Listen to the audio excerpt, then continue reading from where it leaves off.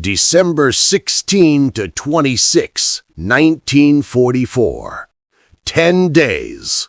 A winter storm that grounded Allied air power. A town cut off by German armor. Only one general answered without hesitation. George S. Patton. What followed was a 90-degree pivot of Third Army. Divisions disengaged in record time. A 100-mile drive through a blizzard, and a late afternoon rendezvous that ended the siege of Bastogne. At 16:50 on 26 December, the spearhead rolled in. We're through to Bastogne. Before we dive into the story, give us a quick thumb up and drop "Hi" in the comment and tell us where you're watching from. It really helps support the channel.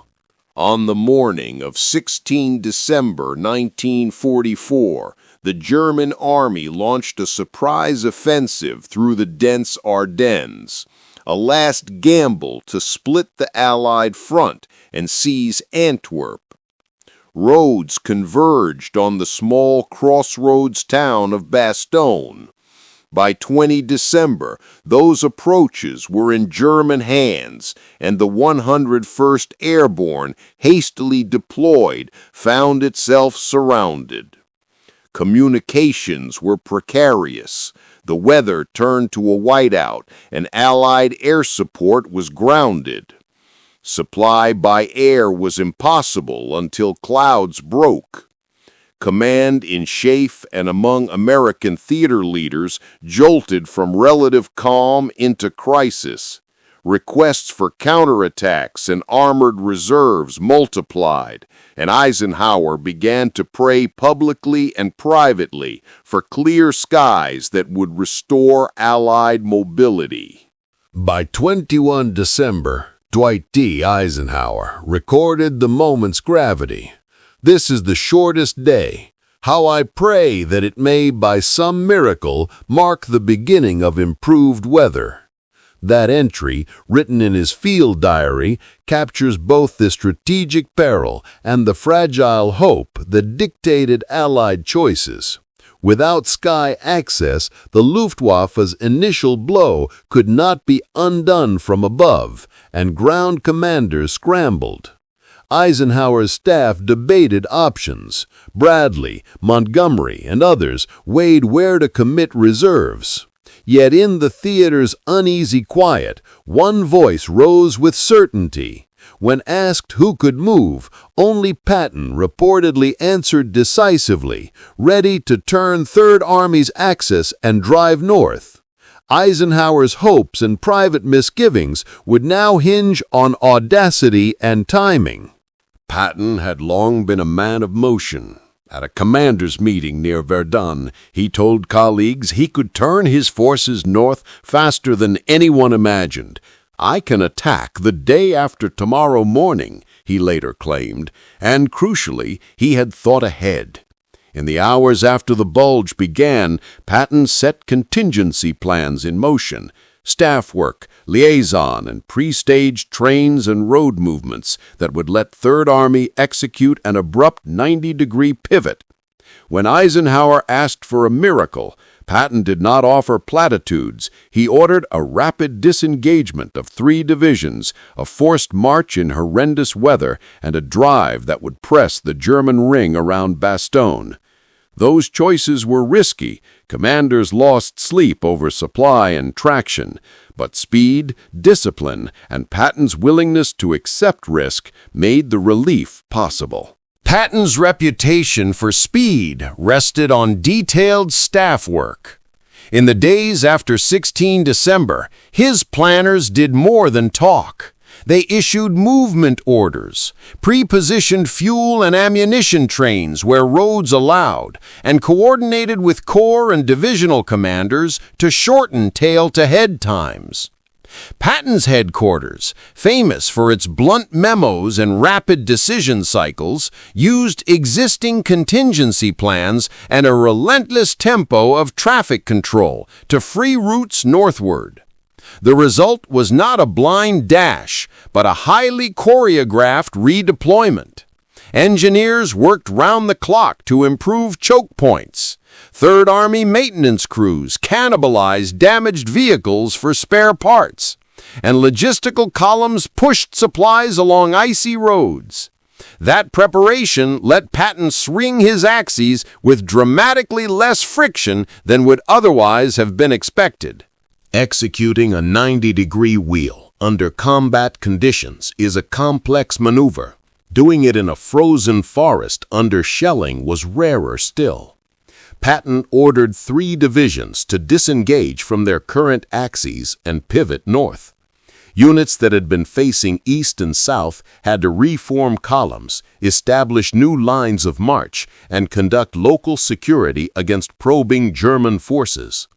Engineers cleared icy choke points and laid running repairs to bridges. Artillery units executed masking fires to cover movement. The word pivot understates the friction. Vehicles stalled in snow, traffic-controlled patrols redirected congested convoys, and small rearguard actions bought time. Yet discipline, aggressive leadership at regiment and battalion level, and clear timetables kept the flow moving, allowing Third Army to build a spearhead to the north faster than many Allied planners believed possible. Patton's movement became a race against time and weather.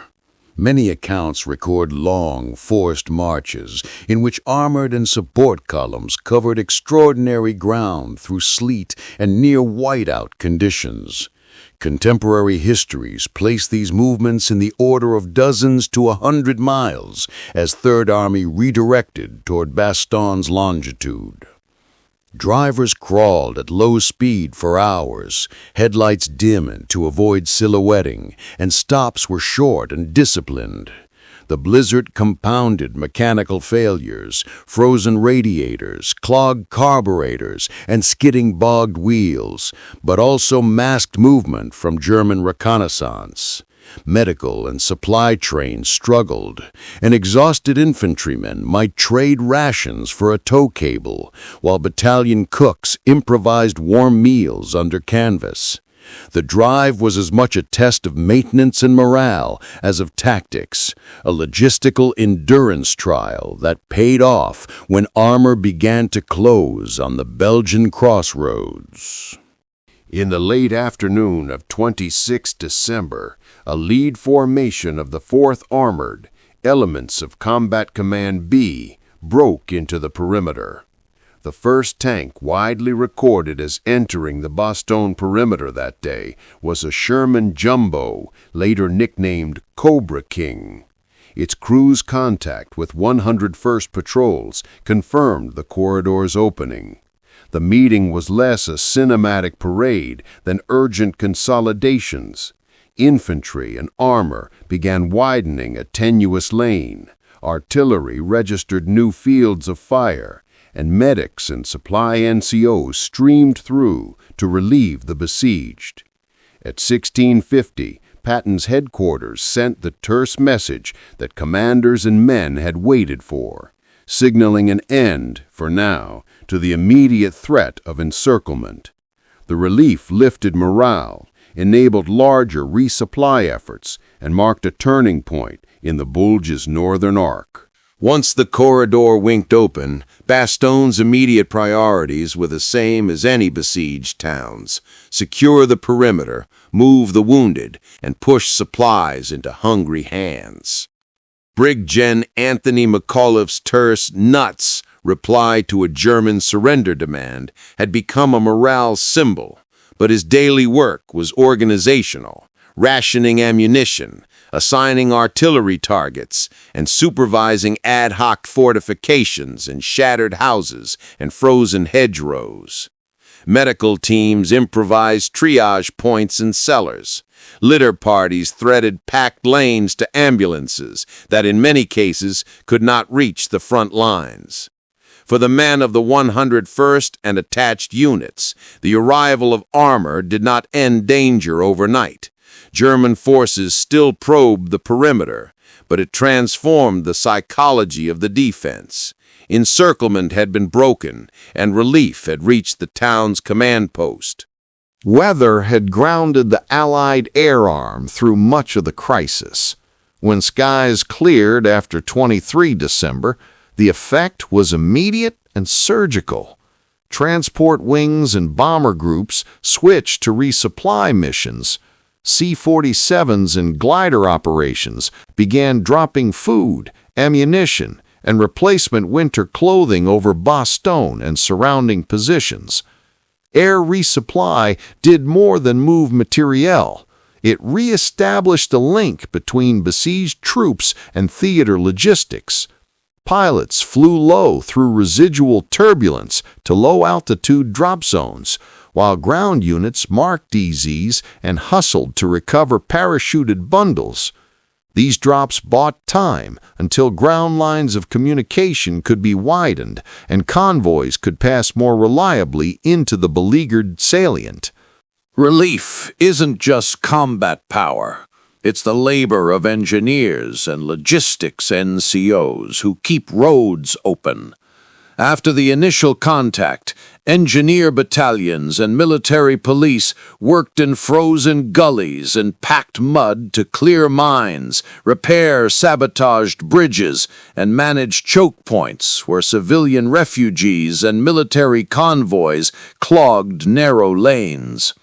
Traffic control parties used local guides, directional signs, and constant halts to deconflict convoys moving both ways. Fuel was siphoned and rationed. Damaged vehicles were pushed into farm fields and repaired where possible. This quiet, grinding work multiplied the effect of Patton's spearhead. A single lane became a two-way lifeline that allowed sustained resupply and the movement of reinforcements to broaden the Allied front. News of the corridors opening traveled quickly to SIAF and to the Allied press. Publicly, Dwight D. Eisenhower struck a measured tone, relief and praise for the defenders and the armies that had moved to relieve them. But private papers and later diary entries reveal sharper emotions. His December notes show anxiety replaced by gratitude, yet also a northward pivot in how he judged theater commanders' boldness and timeliness. The Bastogne episode would be retold as evidence of Allied flexibility, but it also exposed the fragile interplay between political concerns, media narratives, and battlefield exigency. For Eisenhower, the relief strengthened the coalition's narrative of cohesion, even while roiling some personal evaluations of commanders under stress. Bastogne became shorthand in post-war memory. For the 101st, it was a symbol of gritty defense. For Patton, it was another proof of audacity and speed. For Eisenhower, it was a test of strategic judgment and coalition management. Historians subsequently debated credit and command. Who deserved praise for foresight? Who for execution? But operationally, Bastogne changed the Bulge's dynamics. The encirclement's end allowed Allied forces to stabilize the front, mechanize counterattacks when weather permitted, and shift from crisis recovery to offensive attrition. Public fascination with personalities, Patton's swagger, McAuliffe's nuts, Eisenhower's calm, would shape popular narratives. Yet the battle's core lesson remained practical. Logistics, weather, and coordinated multi-arm operations decide outcomes as surely as courage. The first hour of relief created a fragile lane. The hours that followed turned it into a trunk road. Once armor and infantry had linked with the garrison, engineers and traffic control parties worked to widen, straighten, and secure the corridor so two-way traffic could flow. Minefields were swept, blown culverts were bridged with timber and Bailey components where possible. Disabled trucks were shoved off to let ambulances pass. Military police and tactical control points enforced convoy discipline, while forward supply officers prioritized fuel, artillery shells, and winter clothing. The human consequence was immediate. Ammo reached guns still in action. Hot meals reached frozen foxholes, and the most critical wounded could be evacuated by vehicle instead of sled. Converting a tenuous opening into sustained resupply made the difference between a tactical reprieve and long-term survival. Medical evacuation in the Ardennes was an exercise in triage and harsh arithmetic. Prior to the corridor's opening, many critically wounded received only field dressings in improvised shelters. The opening allowed ambulances and trucks to move wounded out to clearing stations and field hospitals. Cold added to casualties. Trench foot, frostbite, and exposure were nearly as dangerous as shrapnel. Corps surgeons organized priority lists, evacuate those most likely to survive with surgery first, while chaplains and medics improvised heated tents and hot drinks. Mortuary teams, too, worked under white skies to recover and identify the dead. The relief did not erase suffering, but it sharply improved survival odds and restored the medical chain of care that underpins any sustained combat effort. With Bastogne no longer sealed, Allied commanders shifted from piecemeal relief to coordinated counterattacks. Patton's spearhead, now reinforced and resupplied, helped blunt German attempts to reseal the gap. Other corps pushed to reduce salient shoulders and clear pockets of resistance. When weather permitted, Allied tactical air power struck German columns, supply dumps, and rear formations. Interdiction amplified the ground offensive's effect. The Bulge stopped bulging. Over the next weeks, the German offensive lost momentum. Exhaustion, fuel shortages, and overstretched lines compounded their problems, while Allied forces, now able to mass artillery and armor with reliable logistics, began an attritional rollback that would push the front back towards its pre-December lines. Bastogne fed headlines and front-page narratives. Photographs of snowbound doughboys, a terse nuts that captured public imagination, and Patton's dash north, all made for potent press copy. Allied information services framed Bastogne as proof that the Allied system, courage, logistics, and combined arms still held. Political leaders used the episode to reassure publics shaken by surprise. Radio and newsreels emphasized unity and resilience. But the media's hunger for heroes simplified leadership complexities. Operational success depended on staffs, engineers, medics, and logistic chains as much as on charismatic generals. The headlines elevated personalities, sometimes obscuring the many unsung contributions that truly made relief possible. Bastogne amplified existing tensions between Patton and theater leaders.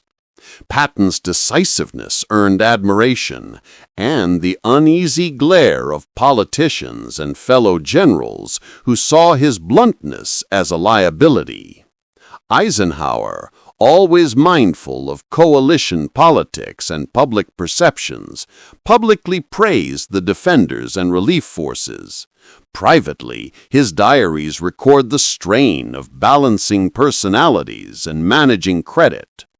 Bradley, Montgomery, and others had their own claims and sensitivities. Yet operational reality constrained politics. When the crisis demanded speed, Patton acted and delivered. The aftermath required careful language. Eisenhower's public tone preserved unity, while behind the scenes military staff negotiated the narrative of who had saved Bastogne. The episode thus became an exercise in wartime statesmanship as much as battlefield command.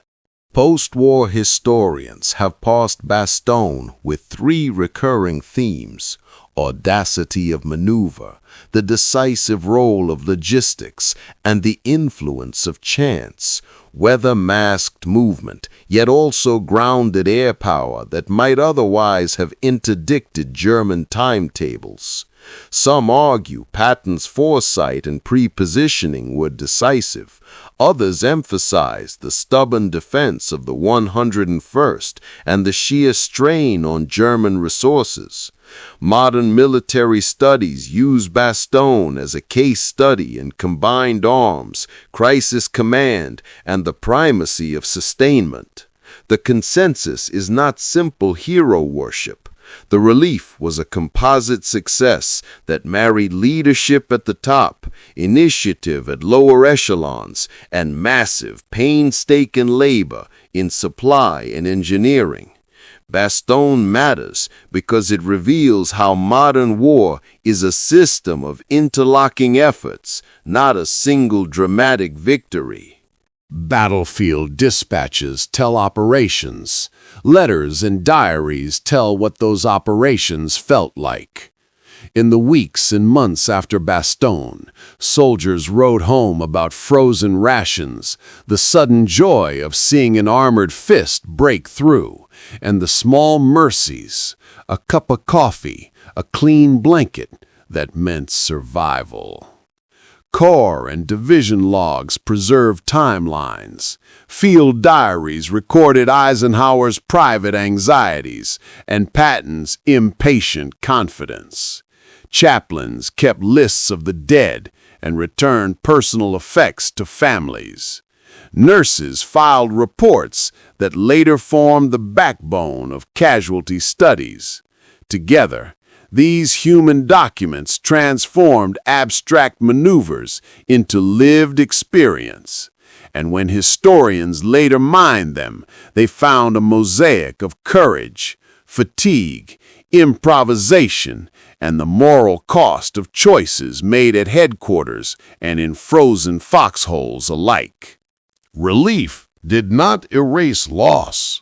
Bastogne's casualty lists grew long. Killed, wounded, missing, frostbite cases, and those evacuated for exhaustion. Replacement depots worked frantically to feed fresh infantry and specialists into battered units. Training centers accelerated drafts and expedited transfers. The medical chain recorded amputations and long recoveries.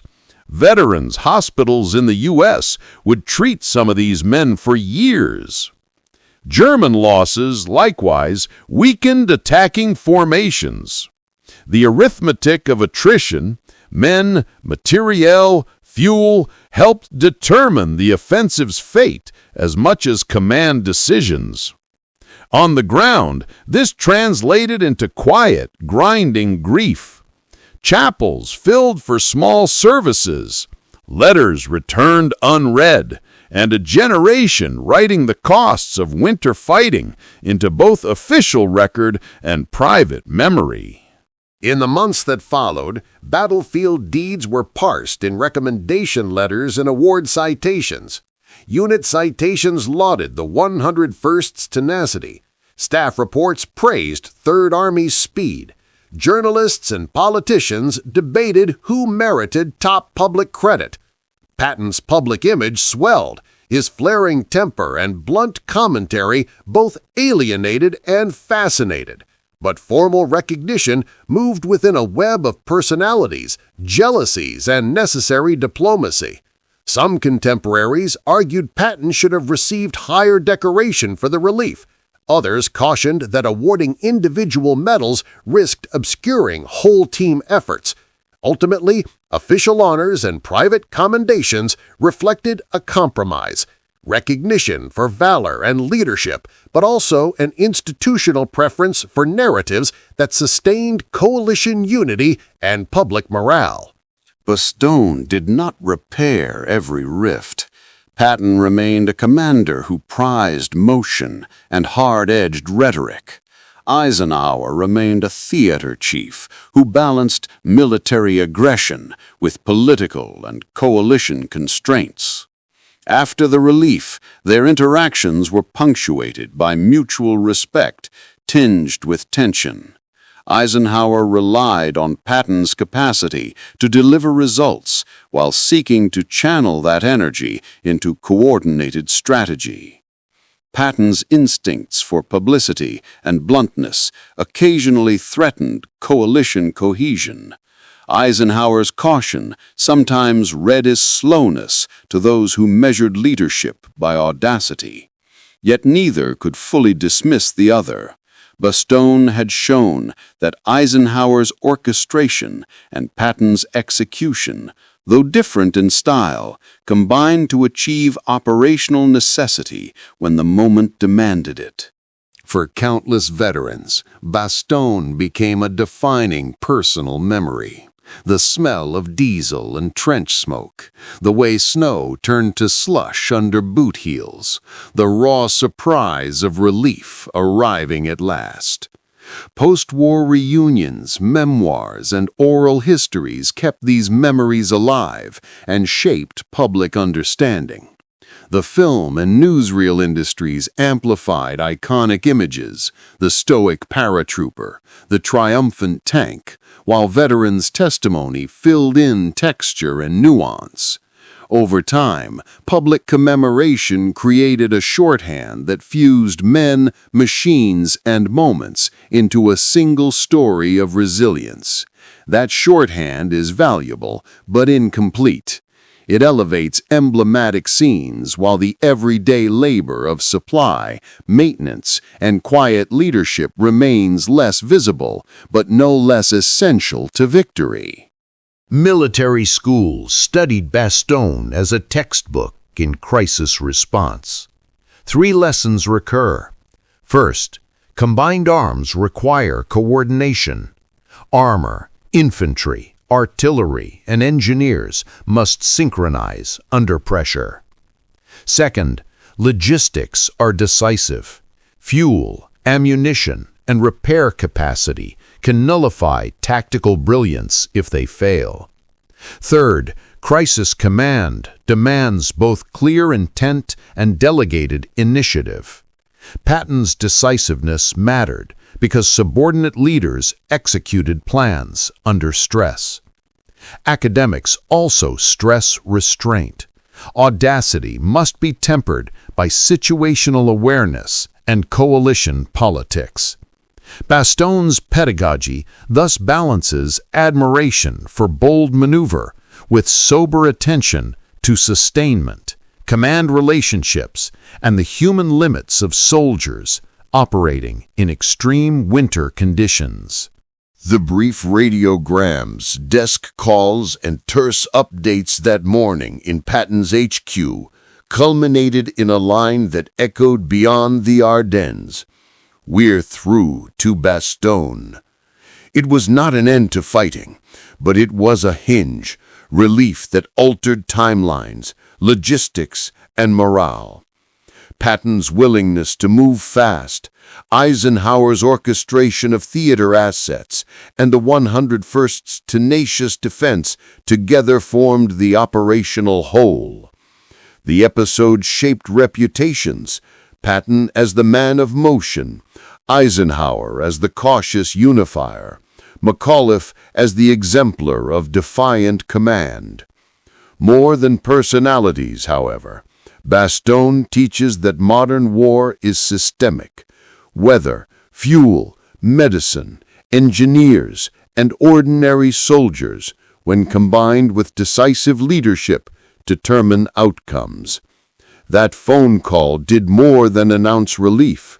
It encapsulated how interconnected decisions, risk, and endurance can change a campaign's course.